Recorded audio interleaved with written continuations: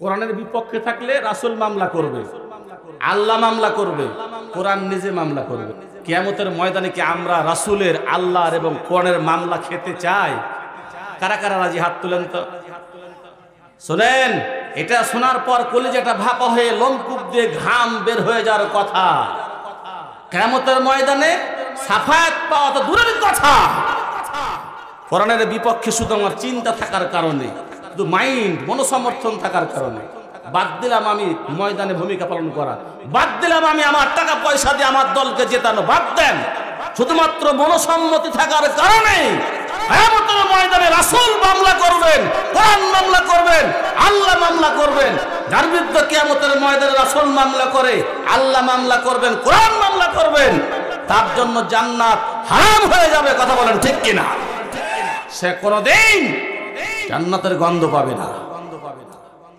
আমরা কি সারা জিন্দেগি নামাজ রোজা করার পর শুধুমাত্র কোরআনের বিপক্ষে চিন্তা নেওয়ার কারণে জাহান্নামী হতে চাই? যারা বলেন চাই। যদি না চাই তাহলে আজকে থেকে কোরআনের পক্ষে থাকার সিদ্ধান্ত নিতে হবে বাংলার মুসলমান। কথা বলেন ঠিক কিনা? আজকে কে বা কারা ক্ষমতার জন্য, ক্ষমতার লালসে আমাদেরকে কোরআনের বিপক্ষে নিয়ে যেতে চায়, ঠিক কিনা? আমরা কারো পাতানো ফাঁদে পা দিতে চাই না। আমাদের কাছে দেশের যেমন মর্যাদা সম্মান রয়েছে, আমাদের কাছে সম্পদের তেমন মূল্য রয়েছে, তার চাইতে সবচেয়ে বেশি ইমানের মর্যাদা এবং সম্মান রয়েছে। কথা বলেন ঠিক কিনা? আমরা সিংহের জাত, বীরের জাত, মুসলমানের জাত। আমরা খালিদ বিন ওয়ালিদের উত্তরসূরি। আমরা আমাদের ইমানের জন্য, জান্নাতের জন্য, কোরআনের জন্য জীবন দেব, অর্থ দেব, সম্পদ দেব, সন্তান সন্ততি সব কুরবানি করে দেব। কথা বলেন ঠিক কিনা? সম্মানিত ভাইরা আমার, একজন মানুষ কেবলমাত্র তখনই ভালো হবে, তখনই তার আমলগুলো পাপ মুক্ত হবে, নিরাপদ মানুষ হিসাবে বিবেচিত হবে। যখন অপরাধ করতে গিয়ে, টেবিলের তল নিয়ে ঘুষের টাকা নিতে গিয়ে, অন্যের জমির পানি কেটে নেওয়ার সময়, প্রতিবেশীকে গালি দেওয়ার সময়, ক্ষমতাকে স্থায়ীকরণের সময়, মানুষকে পিটানোর জন্য যখন আমরা চিন্তা করব, তখন দুনিয়ার কোনো ভয় নয়, পুলিশের ভয় নয়, র্যাবের ভয় নয়, আর্মি ইন্টেলিজেন্সের ভয় নয়। কেবলমাত্র যখন পরকালের ভয় জাগবে, দুনিয়ার কেউ দেখছে না, এমন একজন দেখছেন, তার কাছে হিসাব দেওয়া লাগবে। যিনি দেখছেন তার নাম কি? জোরে বলেন, তার নাম কি? আল্লাহ রাব্বুল আলামিন দেখছেন। আর কিয়ামতের দিন পাই পাই করে হিসাব দেওয়া লাগবে, ঠিক কি না? এই অনুভূতি, এই থিম, এই টেন্ডেন্সি, এই ফিলিংস যখন জাগ্রত হবে, কেবলমাত্র শুধুমাত্র তখনই একটা মানুষের জীবন পাপ মুক্ত, অপরাধ মুক্ত হবে, ঠিক কিনা? ঠিক কিনা? এই যে আমরা সূরা ফাতিহায় বলি মালিক ইয়াউমিদ্দিন, কিয়ামত দিবসের মালিক, কিয়ামত দিবসের মালিক। কিয়ামতের ভয়, পরকালের ভয় যদি থাকে, আপনাকে পিটাইলো, একজন অফিসারকে পিটাইলো, ঘুষ খাবে না, ঠিক কিনা? পরকালের ভয় যদি থাকতো, তাহলে এদেশে কি লাশের মিছিল হতো? কথা বলেন না কেন? লাশের মিছিল হতো? হতো না। যারা লাশের মিছিল করিয়েছে তাদের দুনিয়ার ভয় তো ছিলই না, পরকালের ভয় বলে কোনো কথা ছিল না। কথা বলেন ঠিক কিনা? পরকালের ভয় যদি থাকে, তাহলে খাদ্যে ভেজাল দিয়ে দেশটাকে অকার্যকর করা যায়? সম্মানিত ভাইরা আমার, আমার আলোচনাতে আমি আপনাদের সামনে আজকে যে আলোচনা করতে চাই, আল্লাহ রাব্বুল আলামিন 43 নম্বর সূরা, সূরা যুখরুফ। যুখরুফ শব্দের অর্থ হলো অলংকার। কি অলংকার? সুবহানাল্লাহ বলবেন না? অলংকার নামে কোরআনে একটা সূরা আছে, আলহামদুলিল্লাহ বলেন।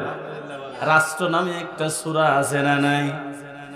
রাজনীতি নামে সূরা আছে না নাই? তাবারাকাল্লাযী বিয়াদিহিল মুলক ওয়া হুয়া আলা কুল্লি শাইইন কাদির।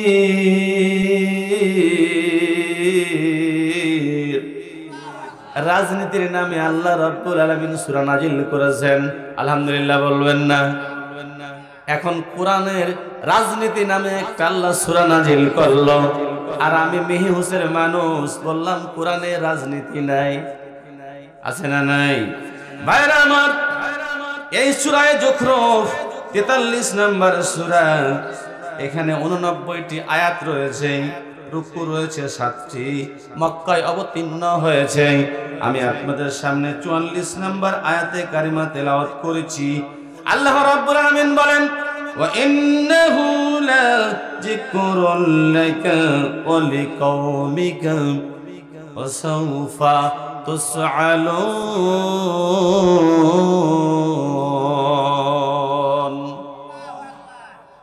আমার বান্দারা, তোমাদেরকে অবশ্যই আমি জিজ্ঞাসা করব। কি হবে? জিজ্ঞাসা করা হবে। ভাইরা আমার, তার মানে বোঝা গেল আমরা কিন্তু এখন আর দুনিয়ায় নেই, কিয়ামতের ময়দানে চলে গেছি, ঠিক কিনা? আজকে আমার আলোচনার বিষয় কিয়ামতের ময়দানে। দুনিয়ায় অনেক নাস্তিক আছে যারা সরাসরি বলে দেয়ার ইজ নো গড, আল্লাহ নেই। এরকম বলার মানুষের সংখ্যা কিন্তু কিছু আছে।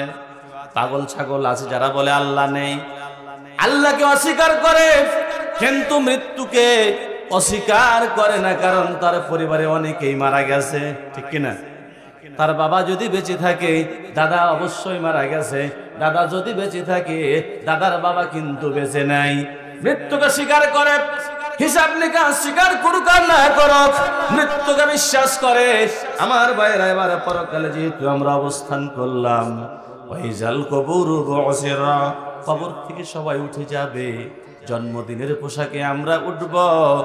আম্মা জান হযরত আয়েশা সিদ্দিকা রাদিয়াল্লাহু তাআলা আনহা হাদিস যখন শুনতেছিলেন, আল্লাহর নবী হাদিস বর্ণনা করতেছিলেন, আয়েশা, কিয়ামতের ময়দানে আমরা উলঙ্গ হয়ে উঠা লাগবে, কোন মানুষের শরীরে পোশাক থাকবে না। আম্মা জান আয়েশা হাত চেপে ধরেছেন, ইয়া রাসূলুল্লাহ, কি লজ্জার কথা, পোশাক থাকবে না, কেমনে সেই দিন উঠব? আল্লাহর রাসূল বলেন, আয়েশা, পরিস্থিতি এত কঠিন হবে, অন্যের দিকে তাকাবা তুমি, এটা তো দূরের কথা, নিজের দিকে তাকানোর সময় মিলবে না, মিলবে না। কলিজাটা ভাপা হয়ে যাবে, জিহ্বাটা নাভির কাছে চলে আসবে। কিয়ামতের কঠিন তাণ্ডবে, কঠিন শাস্তির কারণে কিয়ামতের ময়দানে যারা যুবক হয়ে উঠবে, কিয়ামতের কঠিন শাস্তির কারণে তারা বৃদ্ধে পরিণত হয়ে যাবে। সুবহানাল্লাহ বলবেন না? আল্লাহ রাব্বুল আলামিন বলেন, ইয়া আইয়ুহান নাসু তাকু রাব্বাকুম ইন্না জালজালাতাস সাআতি শাইউন আযীম। হে মানুষ সকল, ওই কঠিন দিনটাকে ভয় করো, যেদিন বিকট একটা আওয়াজ হবে, এমন একটা আওয়াজ হবে যে আওয়াজের কারণে আপনার অন্তঃকরণ ফেটে যাবে, আপনি অজ্ঞান হয়ে যাবেন, বেহুশ হয়ে যাবেন। কঠিন বিকট আওয়াজে পৃথিবীটা লন্ড ভন্ড হয়ে যাবে। আল্লাহু আকবার। আল্লাহ রাব্বুল আলামিন বলেন, ইয়াউমা তারাউনাহা তাদহানু কুল্লু মুরদিয়াতিন আম্মা আরদা ওয়া তাযাউ কুল্লু যাতি হামলিন হামলাহা ওয়া তারান নাসা সুকারা ওয়া মা হুম বিসুকারা। আমার ভাইরা, কিয়ামতের ময়দানের অবস্থা আল্লাহ কোরআনে বহু জায়গায় বলেছেন, যা এক জায়গায় যদি করেন আপনি 3 পারার 3 ভাগের 1 ভাগ হবে। আল্লাহ রাব্বুল আলামিন বলেন, কিয়ামতের ময়দানে স্তন্যদায়িনী মা, যেই মা তার সন্তানকে দুধ পান করাতো, কিয়ামতের আযাবের কারণে, কিয়ামতের কঠিন শাস্তির কারণে দুধ বাচ্চার কথা মা ভুলে যাবে। সুবহানাল্লাহ বলবেন না? মা বাচ্চার কথা ভুলে যাবে। এখানেই শেষ নয়, আল্লাহ রাব্বুল আলামিন বলেন, ওয়া তাযাউ কুল্লু যাতি হামলিন হামলাহা, আমার ভাইয়ের আল্লাহ রাব্বুল আলামিন উদাহরণটা এই জন্য দিলেন, একজন সন্তান তার মায়ের ওরসজাত সন্তান দুনিয়ায় যখন ভূমিষ্ঠ হয়, মা যতটা ব্যথা পায় ভুক্তভোগী মা ছাড়া আর কেউ জানে না।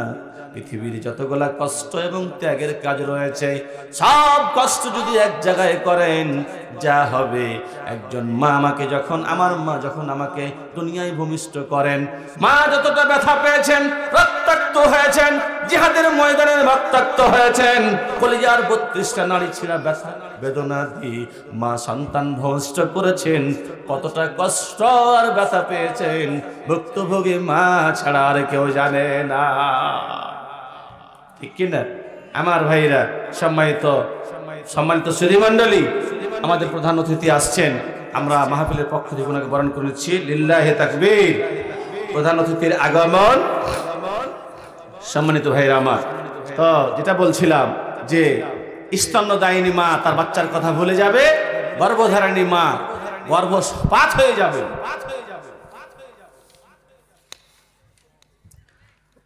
সন্তান গর্ভপাত হয়ে যাবে, লোডটা নেন কথা, গর্ভপাত হয়ে যাবে সন্তান, মা টের পাবে না। সুবহানাল্লাহ বলবেন না?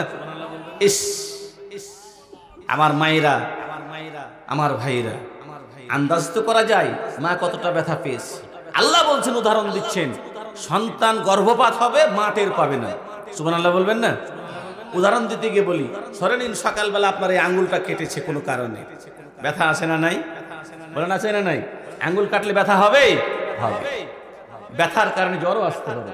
এখন দেখা গেল ওই দিনই সকালে কেটেছে, ওই দিনই দুপুরবেলা আপনার এই জায়গাটা ভেঙে চৌচির হয়েছে। বলেন তো ব্যথা কোনটা বেশি? এই ভাঙাটা বেশি। আঙ্গুলের ব্যথা কি বোঝা যায়? কারণ যেখানে ভেঙে চৌচির চুরমার হয়েছে এই জায়গাটার ব্যথা এত বেশি, আঙ্গুলের ব্যথা আর চোখে আসে? ভাইয়ের আমার, গর্ভধারিণী মা গর্ভপাত হবে, এই ব্যথা আছে, কিন্তু এ ব্যথার চাইতে, এ কষ্টের চাইতে কিয়ামতের আযাব, কিয়ামতের কঠিন ভয়াবহ দৃশ্য এত কঠিন হবে, মা টের পাবে না কখন সন্তান গর্ভপাত হয়ে গেছে। সম্মানিত ভাইরা আমার, মানুষদেরকে নেশাগ্রস্ত অবস্থায় দেখাবে, টালমাটাল করবে, সোজা হাঁটতে পারবে না, এইদিকে যাবে একবার, ওইদিকে একবার, এইদিকে একবার, ওইদিকে একবার। ওয়াতারান্নাসা সুকারা ওয়া মা হুম বিসুকারা। আসলে কি ওরা নেশা খাইছে? আল্লাহ রাব্বুল আলামিন বলেন না নেশা খাই নাই, ওয়ালাকিন্না আযাবাল্লাহি শাদীদ। আসলে কঠিন শাস্তির ভয়ে তারা পাগল হয়ে গেছে। আমার ভাইরা, আমার মতো হুজুর কি কিয়ামতের মাঠে আছে? থাকবো? আমি কি থাকবো? আমাকে থাকা লাগবে না? বুঝেননি কথা? কিয়ামতের মাঠে কিন্তু আমরা আসি। আমার মতো হুজুর আছে না নাই? সহসভাপতি আছে না নাই? প্রধান অতিথি থাকবে কি না? তার মানে সমস্ত আদম সন্তান একবারে শুরু থেকে এখান পর্যন্ত, এখান থেকে নিয়ে ইয়াউমুল কিয়ামা, কিয়ামত পর্যন্ত যত মানুষ সব কিয়ামতের ময়দানে। সুবহানাল্লাহ বলবেন না? ভাইরা আমার, কঠিন পরিস্থিতি, এক পর্যায়ে আল্লাহ রাব্বুল আলামিনের সমস্ত পয়গম্বর এক জায়গায় হবেন, শুধুমাত্র বিশ্বনবী মুহাম্মদ রাসূলুল্লাহ সাল্লাল্লাহু আলাইহি সাল্লাম বাদে সমস্ত পয়গম্বর হযরত আবুল বাশার আদম আলাইহিস সালামকে ডাক দিয়ে বলবেন, ওগো আবুল বাশার আদম আলাইহিস সালাম, আল্লাহ রাব্বুল আলামিন আপনাকে কুদরতি হাতে বানিয়েছেন, কত ভালোবাসতেন, আপনি প্রথম সৃষ্টি, আপনি প্রথম সৃষ্টি, আল্লাহ নিজ হাতে আপনাকে বানিয়েছে। আজকে আল্লাহ রাব্বুল আলামিনের সামনে আপনি একটু কথা বলেন। দুনিয়ায় যেহেতু নবী হিসাবে পয়দা হয়েছিলাম, আল্লাহ রাব্বুল আলামিন পয়গম্বর হিসেবে পাঠিয়েছিল, আজকে কেন আমাদের হিসাব হবে? কেন কিয়ামতের কঠিন আযাব আমাদেরকে সহ্য করা লাগবে? আর সহ্য করতে পারি না, আপনি মেহেরবানি করে বলুন।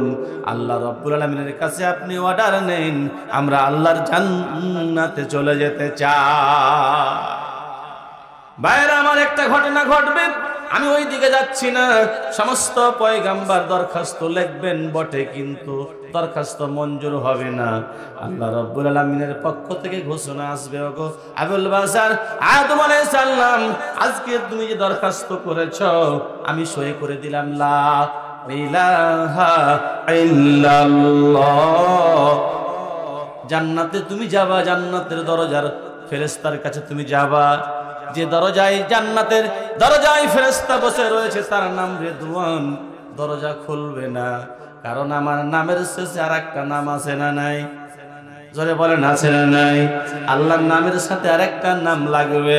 জান্নাতের ফেরেশতা রিদওয়ান আদম আলাইহিস সালামকে ডাকতে বলে, ও আদম, আল্লাহর নামের শেষে আরেকটা নাম লাগবে। আদম আলাইহিস সালাম আশ্চর্য হয়ে যাবেন, কার নাম লাগবে?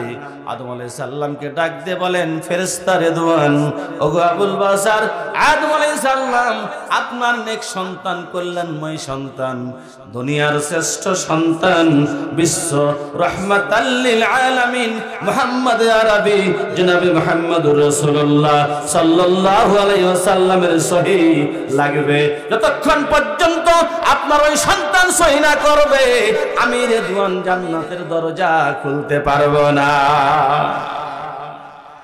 সুবহানাল্লাহ বলবেন না? আল্লাহু আকবার বলবেন না? কি নেতা আপনি পেয়েছেন সম্মানিত ভাইরা আমার। এবার আল্লাহ পাক অনেক প্রতীক্ষার পরে বিচারের তখ্তে বসবেন। যে আয়াতটা আমি পড়েছি আপনাদের সামনে, বিচার শুরু হবে, বিচার শুরু হয়ে যাবে। সম্মানিত ভাইরা আমার, সূরা রহমানের ভিতরে আল্লাহ রাব্বুল আলামিন বলেছেন, ফায়াউমাইজিন লা ইয়াসআলুহু আন জামবিহি ইনসু ওয়ালা জান।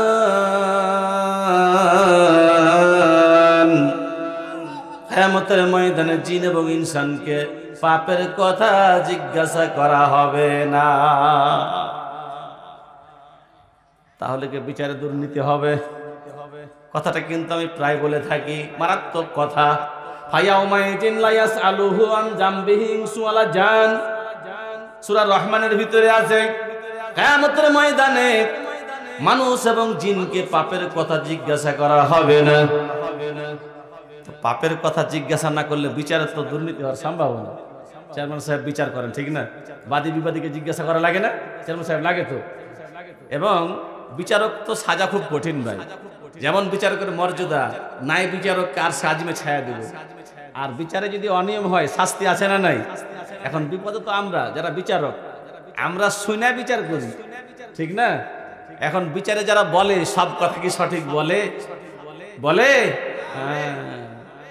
দুনিয়ার স্বার্থের জন্য মিথ্যা আছে না নাই? বলেন।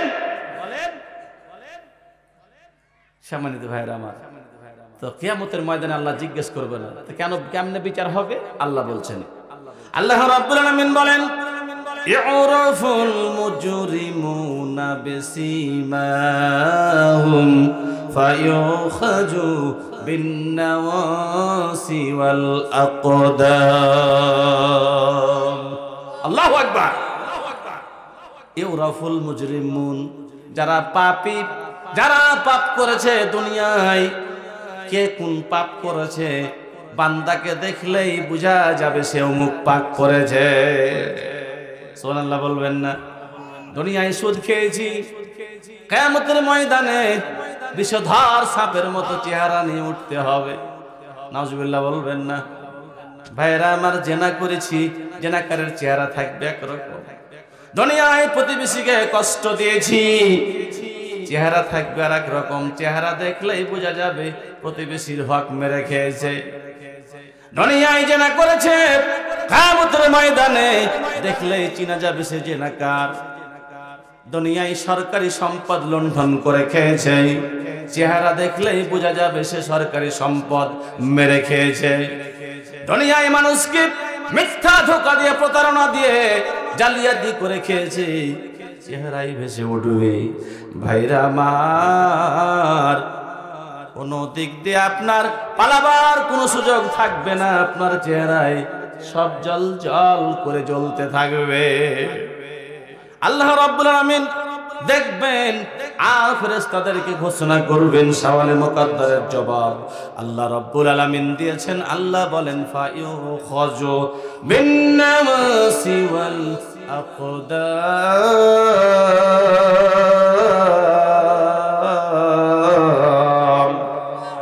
ও আমার ফেরেশতারা, চুলের ঝুঁটি ধরো। চুলের ঝুঁটি আছে না নাই? চুলের ঝুঁটি ধরো আর পা ধরো। একদল ফেরেশতা পা ধরবে, আরেক দল ফেরেশতা চুলের ঝুঁটি ধরবে, এরপরে ঝুঁকাবে। যেটা আমরা কি ডাঙ্গাডুলি করতাম, বলি না? এই ঝুল, এই ঝুল, এই ঝুল মারতে মারতে মারতে মারতে ফেরেশতারা জাহান্নামে নিক্ষেপ করে দেবে। নাউজুবিল্লাহ বলেন। তাহলে কিয়ামতে বিচারের দৃশ্যটা এরকম হবে। সুবহানাল্লাহ বলবেন না? এত পরিস্থিতি কঠিন, মানুষ যুবকেরা বৃদ্ধে পরিণত হয়ে যাবে, জিহ্বাটা নাভির কাছে চলে আসবে, ঘামে আপনি হাবুডুবু খাবেন, চিবুক পর্যন্ত ঘাম আপনার হাবুডুবু খাচ্ছে। আল্লাহু আকবার। মাথার উপরে সূর্যটা চলে আসবে। এরপরে আল্লাহ রাব্বুল আলামিন এরকম বিচারের তখ্তে বসে আপনাকে ডাক দিবে, আপনাকে ডাক দিবে। বিচারের অবস্থাটা হবে দুইটা ভাবে। কয় ভাবে? কয় ভাবে? কথা ভালো করে শুনুন।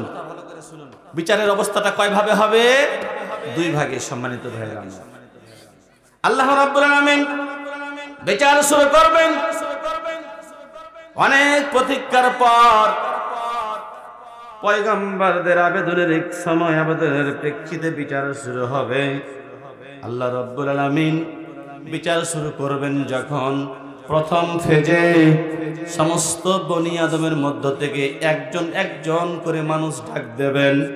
আল্লাহ রাব্বুল আলামিন সূরা মারইয়ামের 95 নম্বর আয়াতে আল্লাহ বলেন ওয়া কুল্লুহুম আতিহি ইয়াউমাল কিয়ামাতি ফারদা। আল্লাহু আকবার। আল্লাহ রাব্বুল আলামিন কিয়ামতের ময়দানে একা আমাকে আপনাকে ডাকবে, আমার পাশে সেদিন আর কেউ থাকবে না। সভাপতি নাই, আমি বক্তা হুজুর আমিও নাই, নেতারা কর্মীর পাশে থাকবে না, কর্মীরা নেতার পিছনে থাকবে, কর্মীরা নেতার পিছনে থাকবে, ইমামের পিছনে মুক্তাদি থাকবে না, মুক্তাদির সামনে ইমাম থাকবে না। ভাইরা, বাবার সাথে সন্তান থাকবে না, সন্তানের পাশে বাবা থাকবে না, কেউ থাকবে না। একা আল্লাহ রাব্বুল আলামিন আপনাকে ডাকবেন। আমার মায়েরা কান লাগান। পরিস্থিতি কত কঠিন হলে পরে চিন্তায় ঘাম চলে আসে, কপালে ভাত চলে আসে। আল্লাহ রাব্বুল আলামিন সেই দিন জাব্বার এবং কাহ্হার নাম ধারণ করবেন।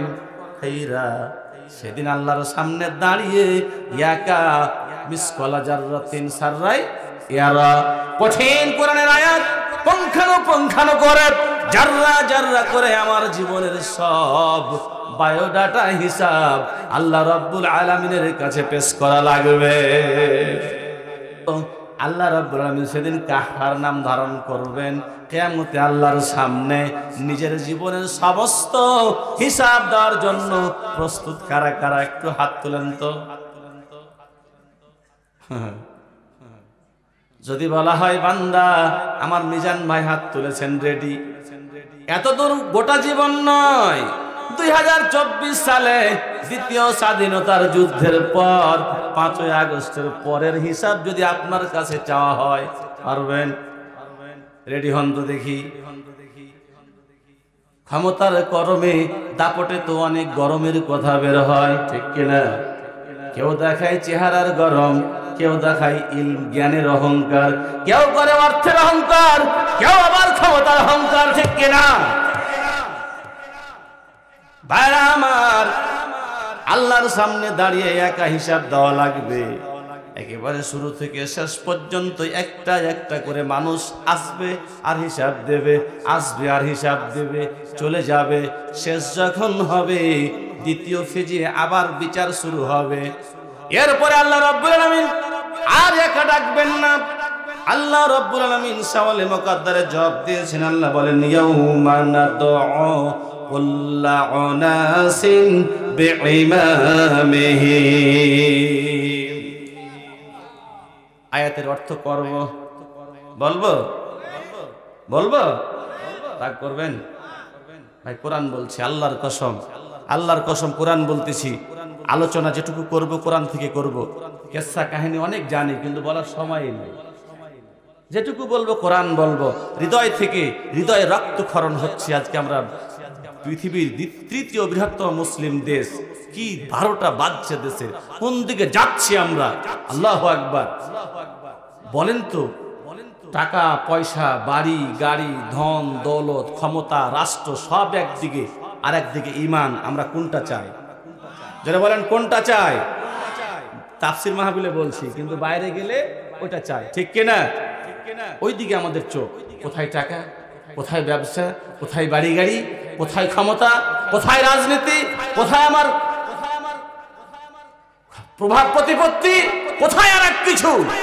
ওইদিকে সময় ব্যয় করতে করতে আমার ইমানের 12টা বেজে গেছে, কোনোই খেয়াল নাই। কথা বলেন ঠিক কিনা?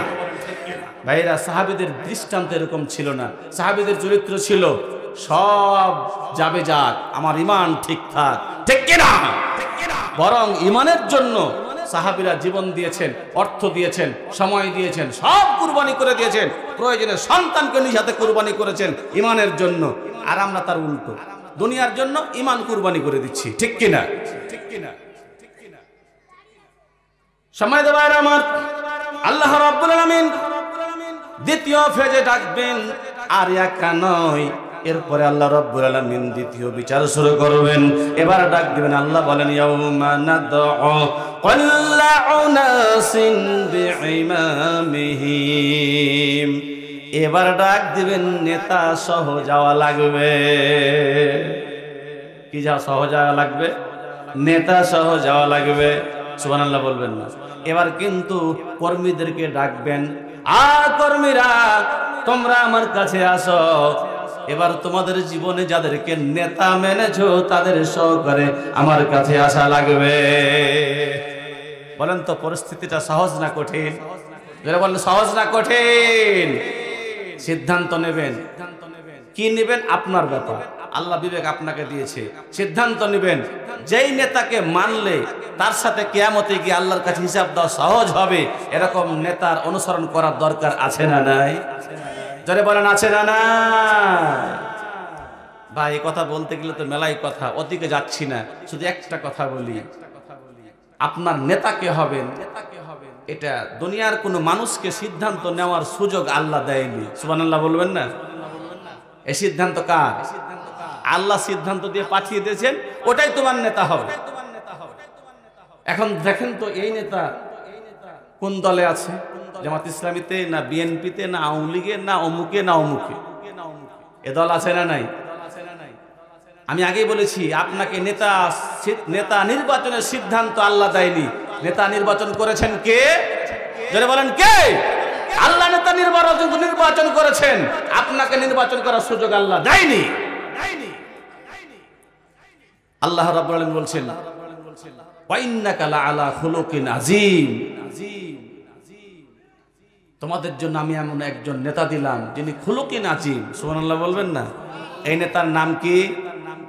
বিশ্বনবী মুহাম্মদুর রাসূলুল্লাহ সাল্লাল্লাহু আলাইহি সাল্লাম। এই নেতার বাইরে কোনো মানুষের নেতা হতে পারে? সম্মানিত ভাইরা আমার, তাহলে যে কথা বলছিলাম, কিয়ামতের ময়দানে প্রথম উঠা লাগবে একা, তারপরে দ্বিতীয় ফেজে আসা লাগবে নেতা সহ। এখন দুনিয়ায় যারা অনুসরণীয়, অনুকরণীয়, তারা যদি রাসূলের আদর্শের অনুসরণের নেতা হয়, তাহলে রাসূল নেতা থাকবে। আর যদি তারা রাসূলের অনুসরণীয় নেতা না হয়, তাহলে রাসূল নেতা হিসাবে পাওয়া যাবে না।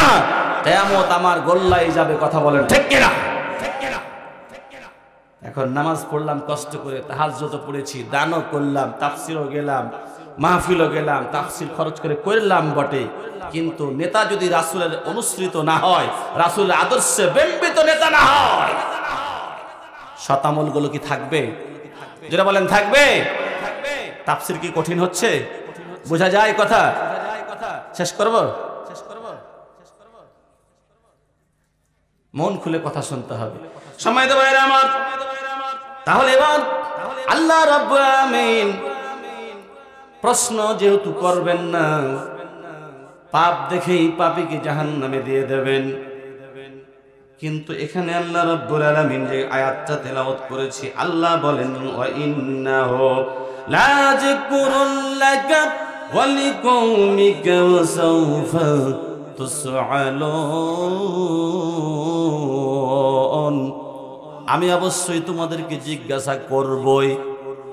তাহলে ওই আয়াতে পেলাম জিজ্ঞাসা করবে না, আর এই আয়াতে পেলাম জিজ্ঞাসা করবই।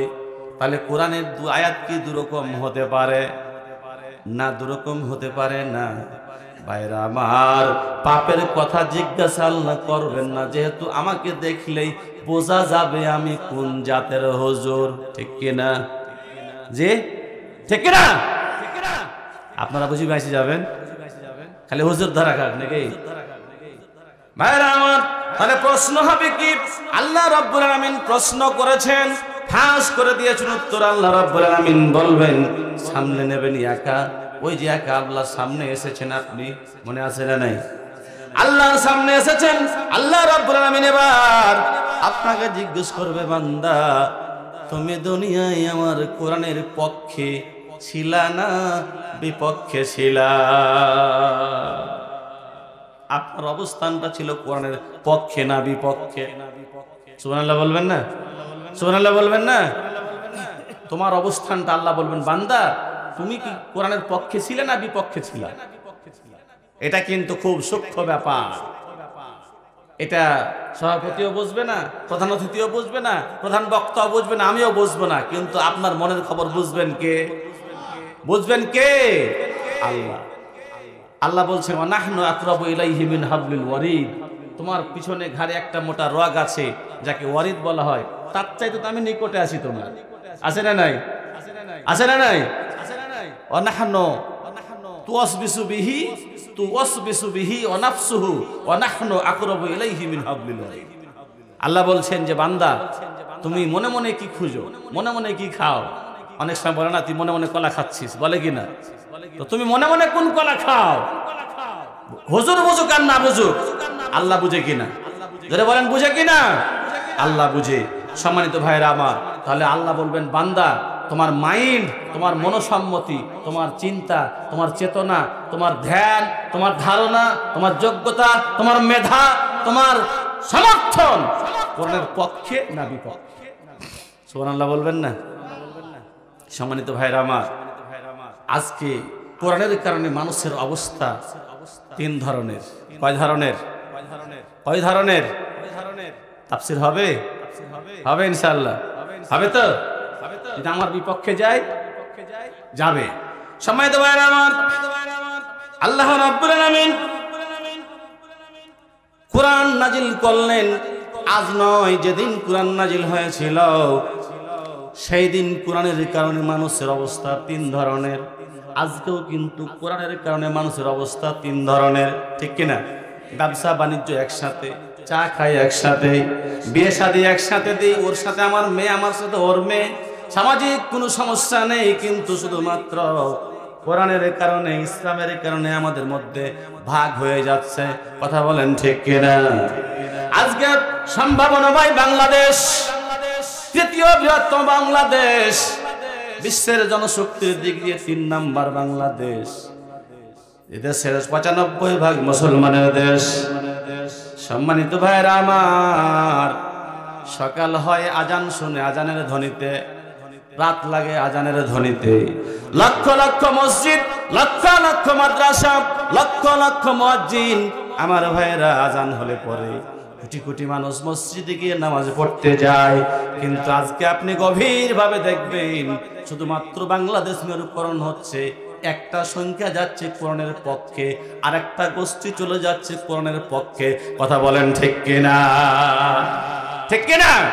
ভাগ হচ্ছে, একদল যাচ্ছে কোরআনের পক্ষে, আর একটা যাচ্ছে বিপক্ষে, আর একটা কিন্তু মাঝামাঝি, একটা কিন্তু মাঝামাঝি।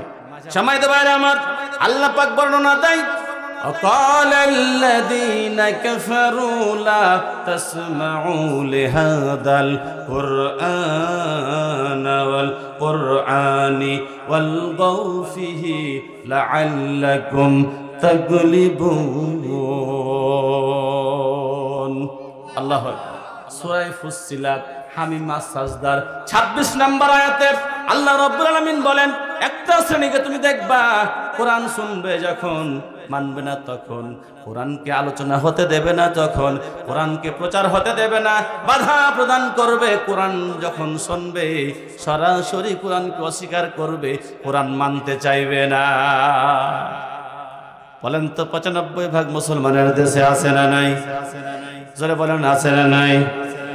এখানে আছে না? না এখানে থাকলে তো কোরআন মাহফিল আইলাম আছে, তাহলে বিপক্ষে। এটা কি আমার কথা না আল্লাহর কথা?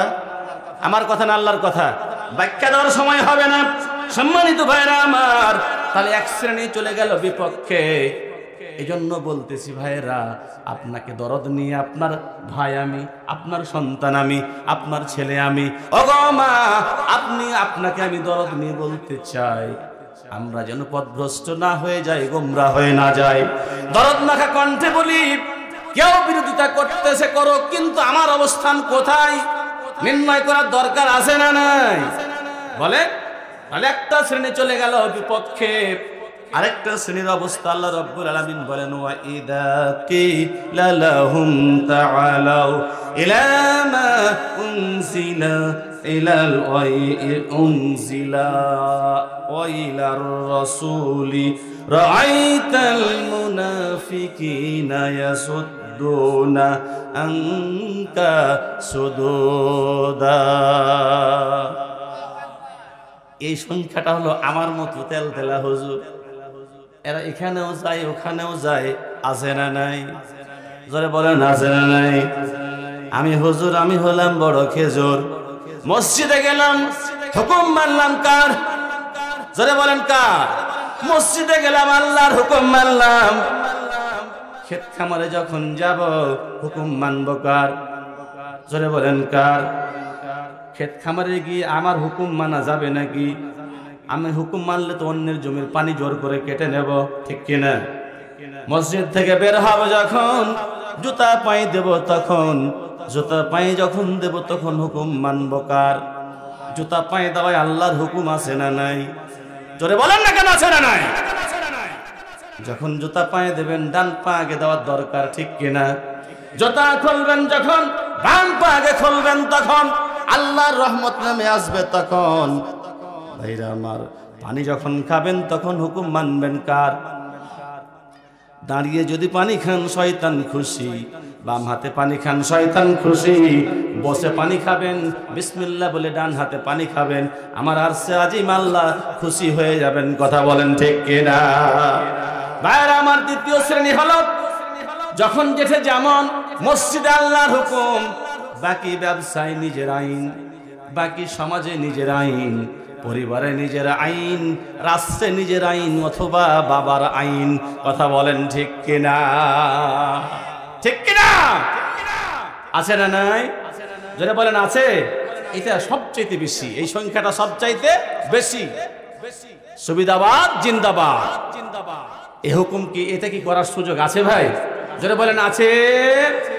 দ্বিতীয় নাম্বার, সম্মানিত ভাইরা আমার, 3 নম্বরে আল্লাহ রাব্বুল আলামিন বলেন, ইন্নাস সালাতি ওয়া নুসুকি ওয়া মাহইয়ায়া ওয়া মামাতি লিল্লাহি রাব্বিল আলামিন। একটা দল দেখতে পাবা, তারা বলবে আল্লাহ নামাজ তোমার জন্য, জীবন তোমার জন্য, মরণ তোমার জন্য, কুরবানি তোমার জন্য, সব তোমার জন্য। তুমি আমাদেরকে সৃষ্টি করেছো, দুনিয়া তোমার জন্য, দেশ তোমার, পৃথিবী তোমার, বাংলাদেশ তোমার, জমিন তোমার, রাষ্ট্র তোমার, আসমান তোমার, সবকিছু তোমার। তুমি ঘোষণা দিয়েছো আল্লাহুল খালক, সবকিছু সৃষ্টি করেছি আমি। দুনিয়ায় কোনো মানুষের আইন মানব না, শুধুমাত্র কেবলমাত্র আইন মানব কার? জোরে বলতে হবে কার? এই 3 শ্রেণীতে ভাগ হলো। এই 3 শ্রেণী আমাদের সমাজে আছে না নাই? জোরে বলেন আছে না নাই? আজকে কথাটা এজন্য বললাম, 3 শ্রেণী অবস্থান করছে। আমি হুজুর কোনখানে? ঠিক কিনা? ঠিক কিনা? আপনার অবস্থান কোথায় আজকে নির্ণয় করার দরকার আছে না নাই? জোরে বলেন আছে না নাই? শুধুমাত্র কি প্যান্ডেলে না প্যান্ডেলের বাইরে? আমার ভাইরা, ধরে নিলাম আমি আমার পছন্দের দল ক্ষমতায় চলে গেল, ইচ্ছা মতো দুনিয়া করলাম, এটা কি শেষ হবে না কিয়ামতের মাঠ আসবে? যারা বলেন কিয়ামতের মাঠ আসবে কিনা, হিসাব লাগবে কিনা? তন্ন তন্ন করে পাই পাই করে হিসাব লাগবে। বরং জাতির সম্পদ যারা লুণ্ঠন করে খেয়েছে, বিগত 16 বছরে হাজার হাজার কোটি টাকা সম্পদ লুণ্ঠন করেছে, এরা দেশের শত্রু, জাতির শত্রু, ইসলামের শত্রু, মানবতার শত্রু। এদেশে তাদের বিচার হবেই হবে ইনশাআল্লাহ। সম্মানিত ভাইরা আমার, এদেশ স্বাধীনতায় যুদ্ধে রক্ত দিয়েছে, দ্বিতীয় স্বাধীনতার যুদ্ধে দেশের সন্তানেরা, জাতির সূর্য সন্তানেরা। দেশ স্বাধীনতায় আর রক্ত আমরা ইনশাআল্লাহ আর দিতে চাই না, ঠিক কিনা? দেশ নিয়ে ষড়যন্ত্র করতে দেওয়া যাবে না। সামনের দিনে অর্থনীতির জন্য জীবন দেব, শান্তির জন্য জীবন দেব, সমৃদ্ধির জন্য জীবন দেব, কিন্তু স্বাধীনতার জন্য আর রক্ত আমরা দিতে চাই না। কথা বলেন ঠিক কিনা? এই জন্য দেশ নিয়ে ষড়যন্ত্র করতে দেওয়া যাবে। সম্মানিত ভাইরা আমার, তাহলে বলছিলাম তিনটা অবস্থা হয়ে গেল। কঠিন কিয়ামতের ময়দানে মারাত্মক অবস্থা হবে। দুনিয়ায় আল্লাহর কোরআনের পক্ষে না থাকার কারণে, ওই যে প্রশ্ন আছে না, বান্দা তুমি কোথায় ছিলা, কোরআনের পক্ষে না বিপক্ষে? আলোচনা যেহেতু করতে সময় পাবো না, কথাটা বলে যাই, মাথায় রাখিয়েন। সম্মানিত ভাইরা আমার, কোরআনের বিপক্ষে থাকলে ভয়াবহ অবস্থা হবে চারটা। কয়টা? চারটা। সে চারটার ভিতরে ছয়টা। কোরআনের বিপক্ষে থাকলে করুণ পরিণতি হবে ছয়টা। কয়টা? ছয়টা। 6 প্রকার পরিণতি আপনার আমার জীবনে অপেক্ষা করতেছে। তার ভিতরে 4টা কিয়ামতের ময়দানে আর 2টা দুনিয়ায়। সুবহানাল্লাহ বলবেন না? লিল্লাহি তাকবীর, আরে তাকবীর। প্রধান বক্তার আগমন, শুভেচ্ছা স্বাগতম। আফজাল হোসেন জিহাদি সাহেবের আগমন, শুভেচ্ছা স্বাগতম। নারে তাকবীর। সম্মানিত ভাইরা আমার, তাহলে প্রশ্ন কিয়ামতের দিন একটাই, সেটা হচ্ছে বান্দা তুমি কি কোরআনের পক্ষে ছিলে না বিপক্ষে ছিলে? দুনিয়ায় যাদের জীবন কোরআনের বিপক্ষে, 3 অবস্থা বলেছি আমি। এখন আজকে সিদ্ধান্ত ঠিক করেন যে আমি কোনখানে, বিপক্ষে না মাঝামাঝি, সব জায়গায় না সরাসরি কোরআনের পক্ষে। সম্মানিত উপস্থিতি, যদি কোরআনের বিপক্ষে অবস্থান হয় তাহলে কিয়ামতের ময়দানে পরিণতি হবে 4টা কঠিন ভয়াবহ অবস্থা, আর দুনিয়ায় 2টা। এই আলোচনাটা আপনাদের সামনে হায়াত বাকি, মোলাকাত বাকি, আজকে সম্ভব হবে না, শুধু হেডলাইন বলি। সম্মানিত উপস্থিতি, যখন নবীরা নাফসি নাফসি করবে, কঠিন পরিণতি হবে, তখন কি হবে? আল্লাহ রাব্বুল আলামিন চেয়ারে বসে থাকবেন বিচারের তখ্তে, রাসূল থাকবেন, কোরআন থাকবে।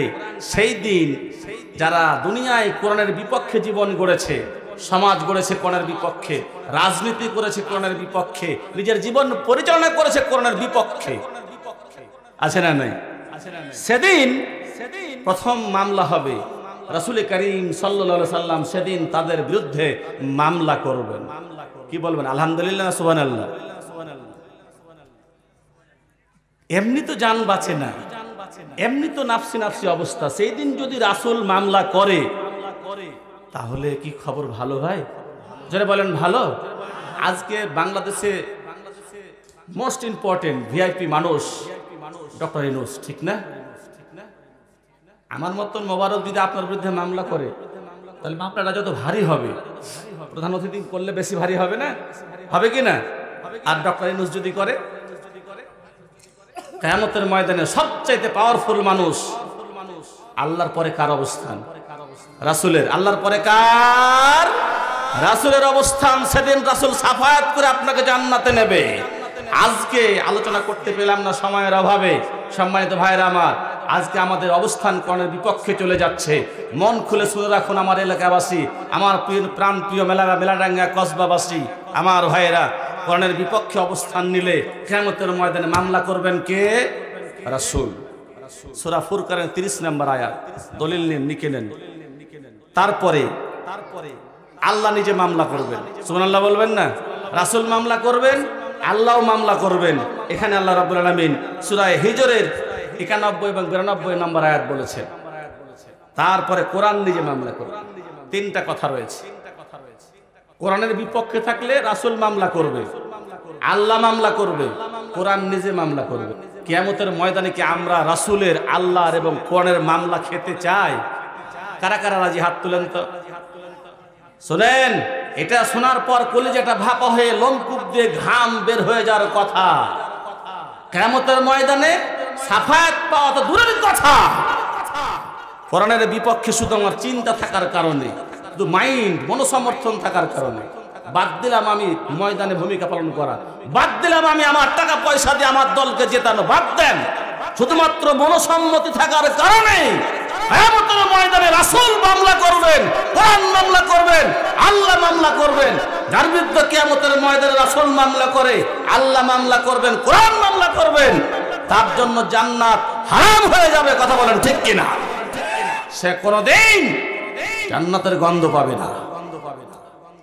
আমরা কি সারা জিন্দেগি নামাজ রোজা করার পর শুধুমাত্র কোরআনের বিপক্ষে চিন্তা নেওয়ার কারণে জাহান্নামী হতে চাই?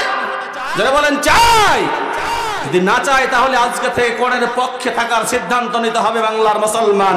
কথা বলেন ঠিক কিনা? আজকে কে বা কারা ক্ষমতার জন্য, ক্ষমতার লালসে আমাদেরকে কোরআনের বিপক্ষে নিয়ে যেতে চায়, ঠিক কিনা? আমরা কারো পাতানো ফাঁদে পা দিতে চাই না। আমাদের কাছে দেশের যেমন মর্যাদা সম্মান রয়েছে, আমাদের কাছে সম্পদের তেমন মূল্য রয়েছে, তার চাইতে সবচেয়ে বেশি ইমানের মর্যাদা এবং সম্মান রয়েছে। কথা বলেন ঠিক কিনা? আমরা সিংহের জাত, বীরের জাত, মুসলমানের জাত। আমরা খালিদ বিন ওয়ালিদের উত্তরসূরি। আমরা আমাদের ইমানের জন্য, জান্নাতের জন্য, কোরআনের জন্য জীবন দেব, অর্থ দেব, সম্পদ দেব, সন্তান সন্ততি সব কুরবানি করে দেব। কথা বলেন ঠিক কিনা?